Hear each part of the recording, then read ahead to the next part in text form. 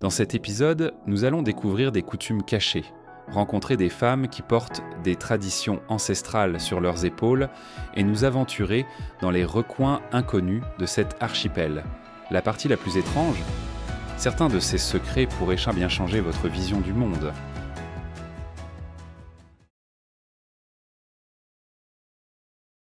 Et si vous vous réveilliez demain et que la technologie avait disparu? Pas d'internet, pas d'électricité, même pas de téléphone. Pourriez-vous survivre? Au cœur des collines de la jungle de Java, en Indonésie, cachée derrière des montagnes épaisses et des sentiers sinueux, se trouve une communauté mystérieuse appelée la tribu Baduy.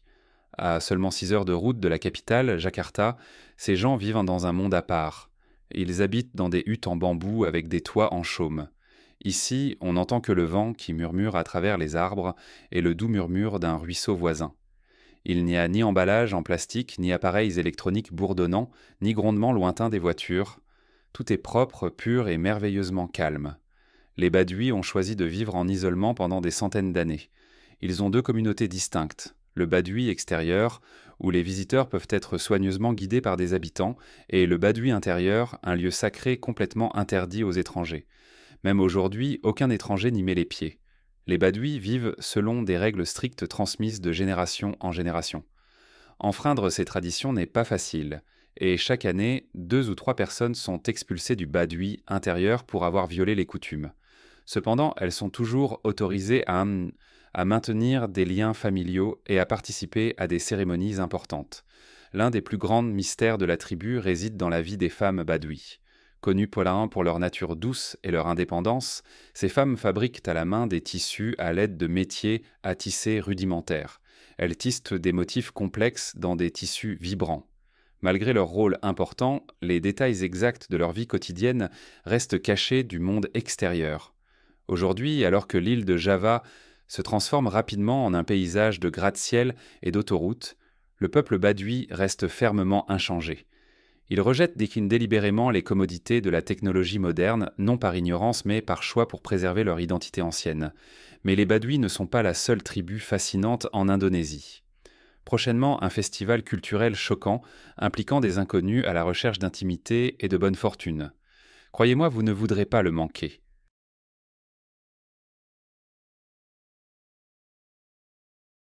Sur les pentes de la montagne sacrée Gunung Kawi à Java se trouve un temple enveloppé de brume. 7 fois par an, des milliers de pèlerins gravissent ces anciennes marches de pierre dans l'espoir d'un miracle. Bienvenue au festival Pon, l'un des rituels culturels les plus étranges et les plus intimes au monde. Vous serez témoin d'hommes et de femmes faisant la queue en silence pour s'immerger dans l'eau cristalline de source, censée laver les malheurs passés. Bientôt vous choisirez un inconnu, quelqu'un que vous n'avez jamais rencontré, pour partager un rituel de bénédiction et de prospérité. Au festival Pon, votre destin est lié à cet inconnu. Les 2 participants doivent s'engager à se rencontrer 7 fois dans les 35 jours pour effectuer des rituels sacrés ensemble. Les femmes sont au cœur de cette fascinante tradition. Ces femmes, motivées par la foi, mettent courageusement leur confiance dans le rituel, s'aventurant audacieusement dans l'incertitude. Cependant, la fascinante tradition indonésienne ne s'arrête pas là. Nous allons maintenant explorer un phénomène naturel explosif si puissant qu'il a changé l'histoire humaine à jamais. Restez à l'écoute pour en savoir plus.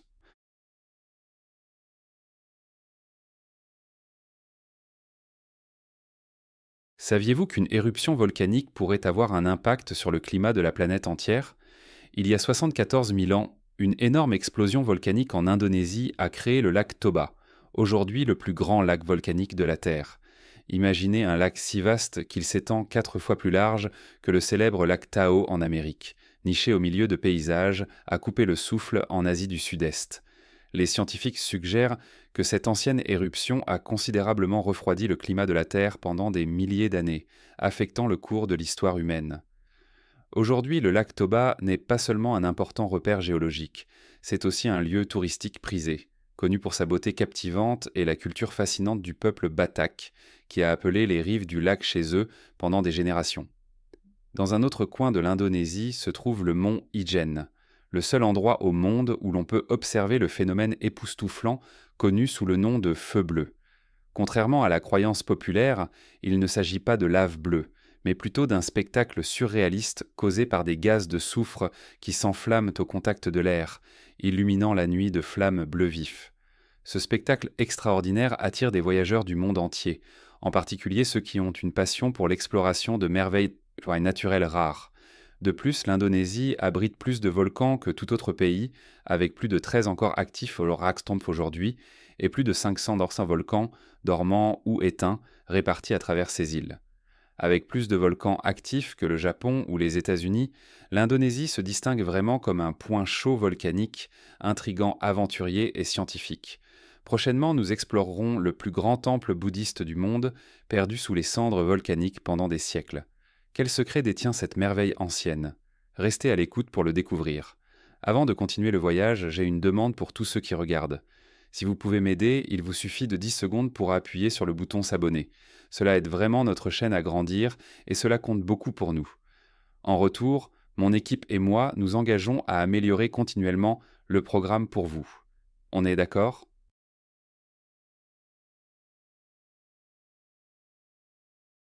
Au milieu du paysage luxuriant de Java se trouve Borobudur, le plus grand temple bouddhiste de la Terre. Construit au IXe siècle, ces 9 énormes niveaux sont 6 carrés et 3 circulaires, s'élevant jusqu'à un dôme imposant. Chaque centimètre de cette immense structure en pierre est couvert de 2672 reliefs complexes et entouré de 504 statues de Bouddha. Le lever du soleil à Borobudur. La douce lumière dorée illumine chaque sculpture délicate, révélant le travail patient de nombreux artisans. Des femmes vêtues de sarongs traditionnels placent soigneusement des offrandes de fleurs de jasmin et d'encens au pied des statues de Bouddha, murmurant des prières.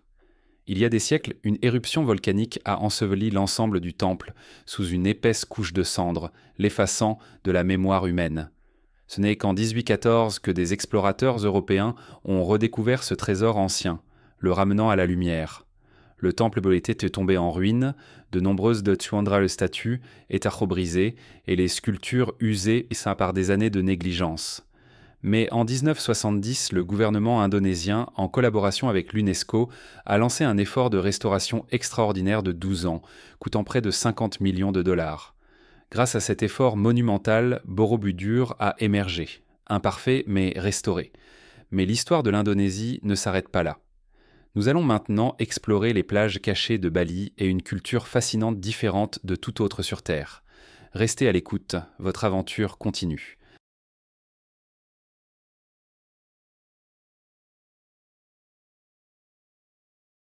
Bali n'est pas seulement une île, c'est un paradis où la beauté de la nature et des traditions profondément ancrées se rejoignent d'une manière que peu d'endroits au monde peuvent égaler. Imaginez des plages aussi époustouflantes que celles des Maldives, mais imprégnées d'une âme culturelle que même Hawaï ne peut reproduire. Si le luxe et la détente ultime sont ce que vous recherchez, alors Nusa Dua vous attend. Cette enclave côtier d'élite abrite des complexes hôteliers 5 étoiles, des spas de classe mondiale et des restaurants de fruits de mer renommés où chaque bouchée raconte une histoire de l'océan. Mais pour ceux qui recherchent une évasion plus préservée mais tout aussi élégante, la plage de Nihiwatu sur l'île de Sumba offre un sanctuaire de sable immaculé et d'eau turquoise. Plus qu'une simple plage, elle a été reconnue comme l'une des côtes les plus spectaculaires du monde. Ce qui rend Bali vraiment spéciale, cependant, c'est qu'elle n'est pas seulement une destination, c'est une expérience. Ici, des temples anciens comme Uluwatu se tiennent comme des témoins silencieux de siècles de dévotion, tandis que des cérémonies hindoues vibrantes peignent l'île dans un éventail de couleurs et de sons.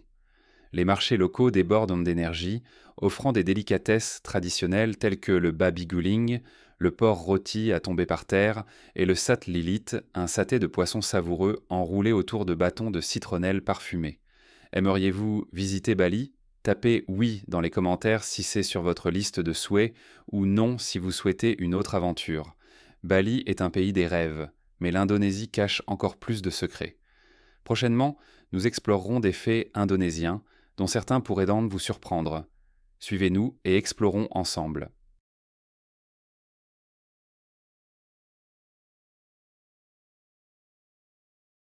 Seriez-vous prêt à dépenser 600 dollars pour une seule livre de café ? C'est le prix du Kopi Luwak, le café le plus cher au monde, produit par un processus extraordinaire sans pareil. Ces grains de café passent par le système digestif des civettes, subissant une fermentation naturelle avant d'être soigneusement collectés et traités. Le résultat? Un café si doux et peu amer que certains affirment qu'il est le meilleur qu'ils aient jamais goûté. Si beaucoup le recherchent pour sa saveur luxueuse, d'autres veulent simplement l'essayer une fois pour l'histoire. Voici un autre fait surprenant. L'Indonésie consomme plus de 12 milliards de sachets de nouilles instantanées chaque année, ce qui en fait le plus grand consommateur au monde. Mais pour les Indonésiens, les nouilles instantanées sont plus qu'un simple encas rapide. Elles sont un aliment de base de la vie quotidienne. La marque la plus célèbre, Indomie, est adorée pour ses saveurs riches et épicées, attirant à la fois les locaux et les voyageurs aventuriers. Si vous n'avez jamais essayé l'Indomie Goreng, vous manquez ce que beaucoup considèrent comme les meilleures nouilles instantanées de la planète. L'Indonésie est pleine de surprises, un endroit sans rue, sans trottoir, juste de l'eau, un endroit où les bateaux, et non les voitures, font la queue, et où les femmes, et non les hommes, sont les maîtresses du commerce. Prochainement, nous explorerons un marché célèbre en Indonésie. Restez à l'écoute, vous serez surpris.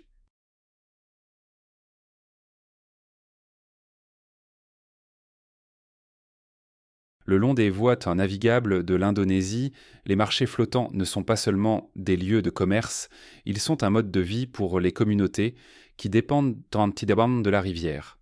Le marché de Lok Bintan, situé à Banjarmasin dans le sud de Kalimantan, est l'un des 2 marchés flottants les plus renommés dans cette ville de 1000 rivières, aux côtés de Muara Queen. Contrairement aux marchés flottants en Thaïlande, où les clients font généralement leurs courses depuis les rives, ici les acheteurs naviguent avec leurs propres bateaux aux côtés des vendeurs, s'engageant dans des échanges directs, bateau à bateau. Tout comme les marchés flottants du Vietnam, les vendeurs, principalement des femmes, utilisent des jukung, des embarcations en bois traditionnel manœuvrées à la pagaie plutôt qu'avec des moteurs. Vu du ciel, le marché se transforme en un spectacle fascinant, une mer de bateaux en bois débordant de marchandises, formant une mosaïque colorée à la surface de la rivière. Cette scène simple mais captivante a un charme qui surpasse même la grandeur des destinations les plus luxueuses. Le marché flottant s'anime à l'aube, bourdonnant d'activités tout au long de la journée et reste souvent ouvert jusqu'à tard dans la nuit. Les vendeurs proposent principalement une variété de fruits tropicaux, ainsi que des légumes frais et d'autres produits locaux. Lorsque vous visiterez l'Indonésie, vous serez témoin de rangées de bateaux en bois alignés le long de la rivière, débordant de fruits vibrants, leurs couleurs se mêlant aux vêtements traditionnels des femmes naviguant sur les eaux. Beaucoup de ces vendeurs portent des vêtements traditionnels, ajoutant à la richesse culturelle de l'expérience. Il n'est pas rare de voir un plus grand bateau remorquer plusieurs plus petits, assurant le mouvement constant des marchandises. Au-delà des produits frais, le marché propose également du poisson, du riz, des œufs, des légumes et des épices aromatiques, essentielles à la vie quotidienne des habitants. Encore plus fascinant, certains bateaux font également office de boutiques flottantes, vendant des produits artisanaux, des sacs tissés avec soin, des chaussures et des souvenirs, faisant de cet endroit une destination où commerce et tradition s'entrelacent harmonieusement. Les marchés flottants de l'Indonésie rappellent comment culture et commerce s'entrelacent. Que diriez-vous si je vous disais que certaines des vagues les plus puissantes du monde ne s'écrasent pas sur une plage, mais s'élèvent d'une rivière? Et que diriez-vous si je vous disais que, dans une partie éloignée de l'Indonésie, une seule vague peut parcourir plus de 10 kilomètres sans se briser? Prochainement, nous explorerons la vague la plus unique du monde. Restez à l'écoute.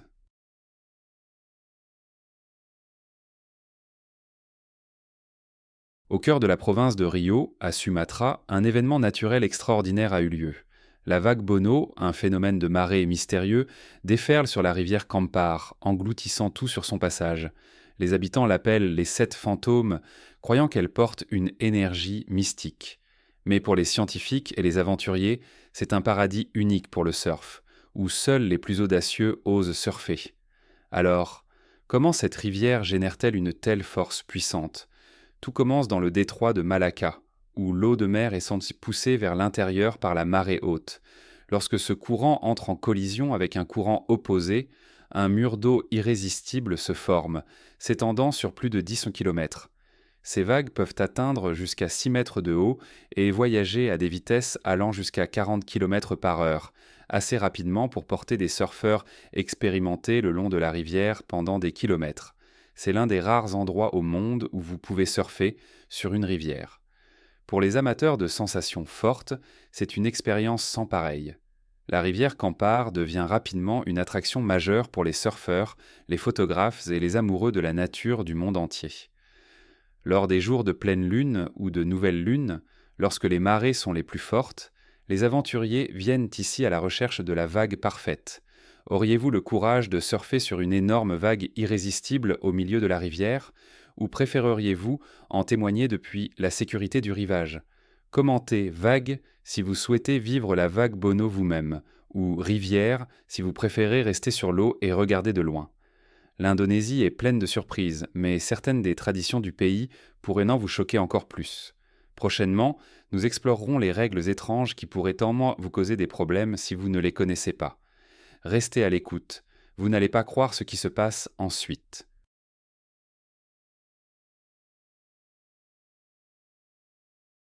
Dans ce paysage luxuriant se cache un ensemble unique de coutumes sociales et de règlements juridiques qui peuvent surprendre les visiteurs. Certaines règles visent à protéger les visiteurs, tandis que d'autres sont profondément ancrées dans des croyances culturelles. Connaître ces règles avant de poser le pied en Indonésie peut faire la différence entre une expérience fluide et un défi inattendu. En Indonésie, tout le monde doit porter une pièce d'identité en tout temps. Si vous êtes un touriste, votre passeport est votre bouée de sauvetage. Mais voici quelque chose que vous ne savez peut-être pas. Si votre passeport est endommagé, même légèrement, lorsque vous entrez dans le pays, vous pouvez vous voir refuser l'entrée. Depuis 2019, les compagnies aériennes ont été sanctionnées pour avoir permis à des passagers avec des passeports endommagés d'embarquer sur des vols vers Bali. Si votre passeport est valide depuis moins de 6 mois, vous pouvez vous voir refuser l'entrée. Et une fois que vous êtes en Indonésie, il est conseillé de garder une photocopie ou une copie numérique de votre passeport plutôt que de porter l'original partout. Dans de nombreux pays, se serrer la main est une salutation courante. Mais en Indonésie, les règles sont différentes, surtout lorsqu'il s'agit de saluer les femmes. Il n'est pas conseillé d'initier une poignée de main avec une femme indonésienne. Si elle tend la main en premier, vous pouvez la serrer. Sinon, un hochement de tête respectueux ou un sourire suffira. En Indonésie, surtout dans les communautés conservatrices, le contact physique entre hommes et femmes en public est considéré comme plus important. Certaines femmes peuvent préférer saluer poliment en joignant leurs mains devant leur poitrine dans un geste traditionnel appelé salam, plutôt que de se serrer la main. Mal comprendre cette coutume peut mener à des moments gênants ou même inconfortables. De plus, en Indonésie, toucher la tête de quelqu'un, surtout celle d'un adulte, est considéré comme extrêmement irrespectueux, car dans la tradition indonésienne, la tête est la partie la plus sacrée du corps. Placer votre main sur la tête de quelqu'un peut être perçu comme une intrusion ou une insulte. Même entre amis proches ou en famille, toucher la tête est rare. Au lieu de cela, les gestes de respect se manifestent par un langage corporel subtil, une petite révérence, un sourire chaleureux ou un léger hochement de tête. Et si un pays pouvait construire une toute nouvelle capitale à partir de zéro? Dans le prochain chapitre, nous explorerons la nouvelle capitale de l'Indonésie. Restez à l'écoute.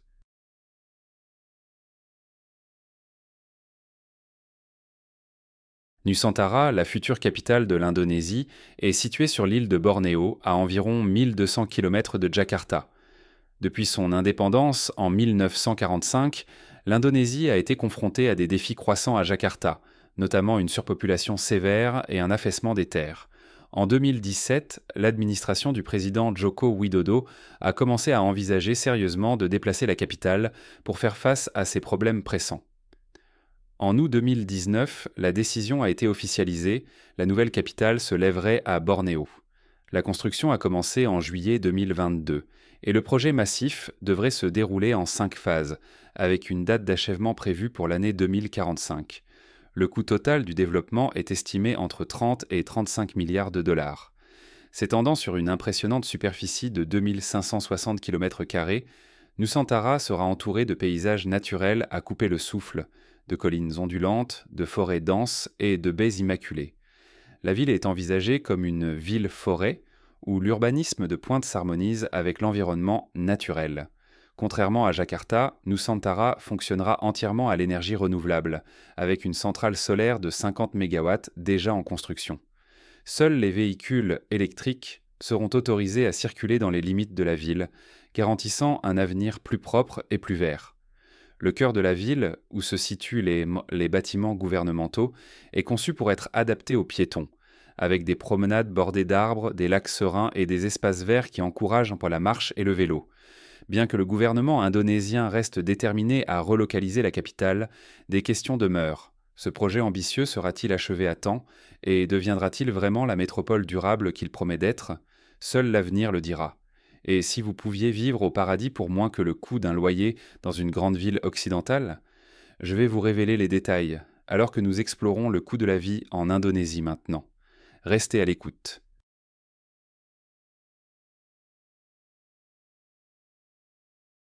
Imaginez vivre à Bali pour seulement 1 300 $ par mois.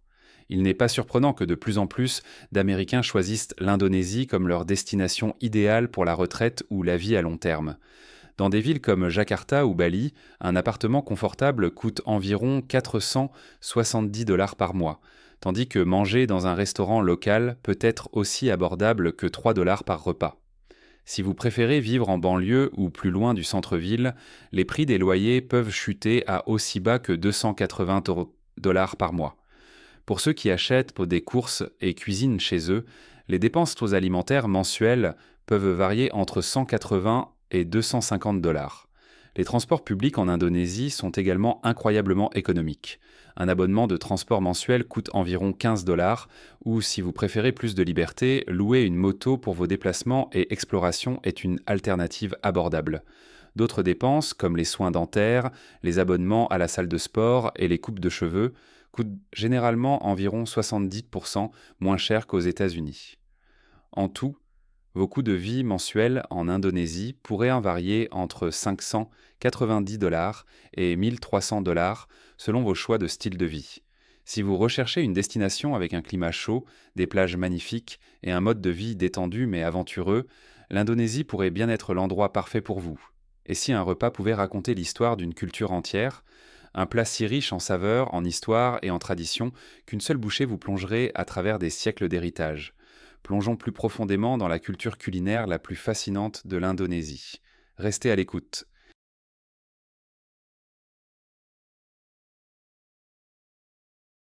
L'Indonésie est un paradis pour les amateurs de nourriture, offrant un patrimoine culinaire riche et diversifié, façonné par plus de 1300 groupes ethniques à travers ces vastes îles.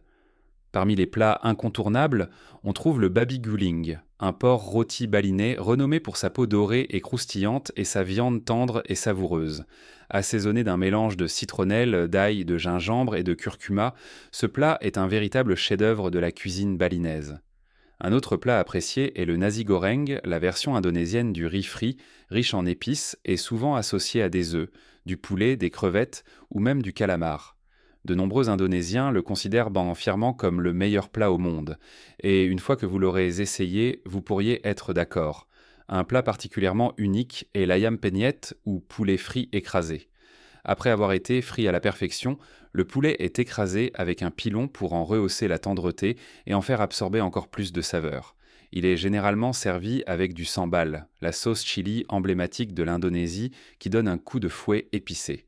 Et puis il y a l'indomie, les nouilles instantanées mondialement célèbres qui ont été élevées au rang d'art en Indonésie. Les habitants ont trouvé des centaines de façons créatives de les préparer, frites, mélangées avec du fromage ou même servies avec du durian pour ceux qui recherchent une touche d'aventure.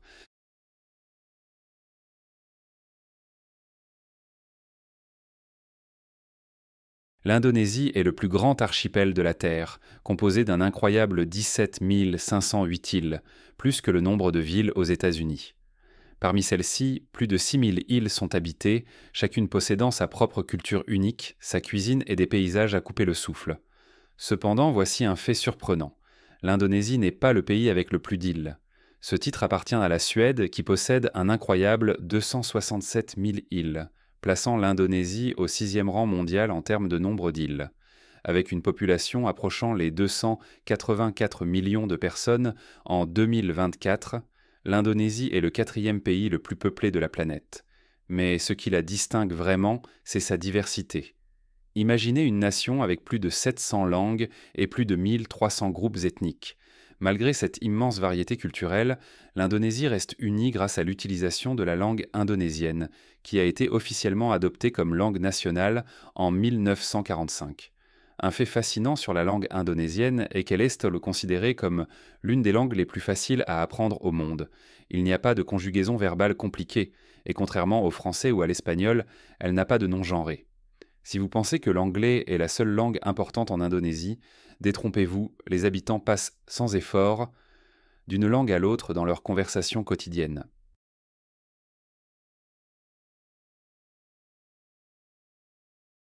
Jakarta, la capitale de l'Indonésie, est l'une des villes les plus dynamiques et les plus densément peuplées du monde.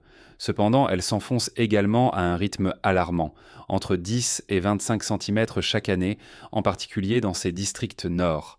Les principales causes, l'extraction excessive des eaux souterraines et l'élévation constante du niveau de la mer. Bien qu'elle abrite plus de 11 millions d'habitants, Jakarta n'a introduit son premier système de métro, le MRT Jakarta, qu'en 2019.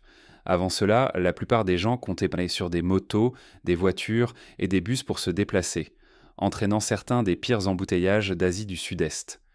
Pour ceux qui aiment faire du shopping, Jakarta est un paradis, avec plus de 150 centres commerciaux regroupés dans son paysage urbain, en particulier autour de Taman Anggrek et Sudirman.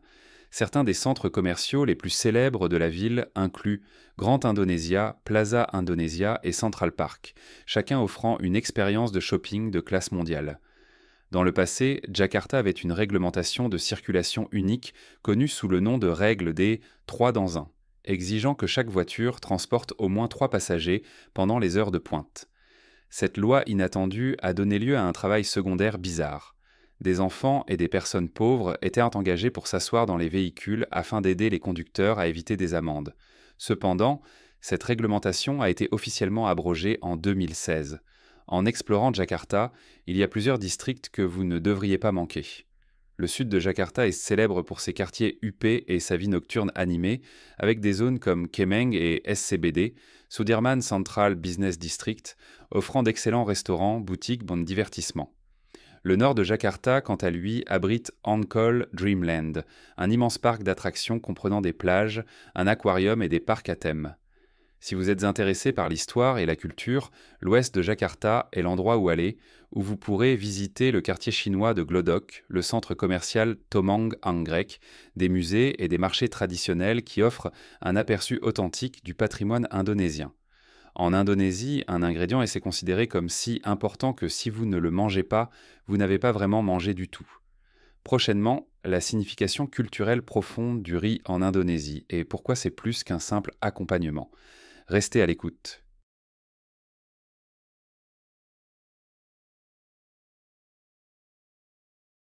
En Indonésie, un repas sans riz n'est tout simplement pas un repas.